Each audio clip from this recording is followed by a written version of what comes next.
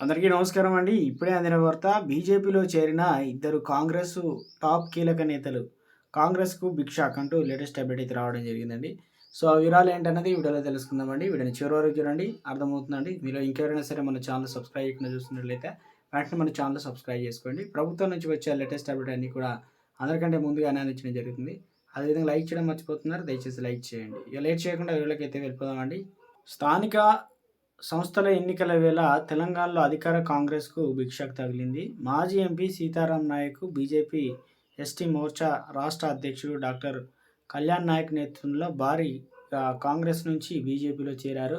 వారికి పార్టీ జాతీయ ఉపాధ్యక్షురాలు Mahabubnagar MP DK అరుణ ఢిల్లీలోని ఆమె నివాసంలో కాషాయం కండువా కప్పి పార్టీలోకి ఆహ్వానించారు.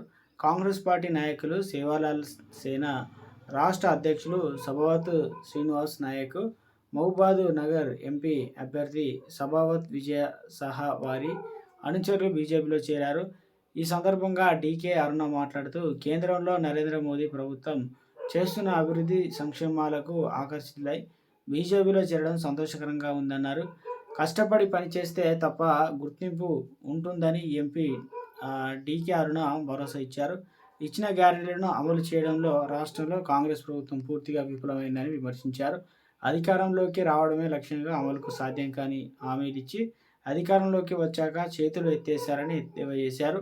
మహిళలకు ఉచిత బస్ ప్రయాణం తప్ప రాష్ట్రంలో కాంగ్రెస్ ఇచ్చినటువంటి ఏ గ్యారెంటీ కూడా సరిగా అమలు కావడం లేదని అన్నారు. ఇక ఇటీవల ప్రభుత్వం ప్రతిష్టాత్మకంగా నిర్వహించిన కులగణన కూడా తప్పుల తడకగా ఉందని మండిపడ్డారు.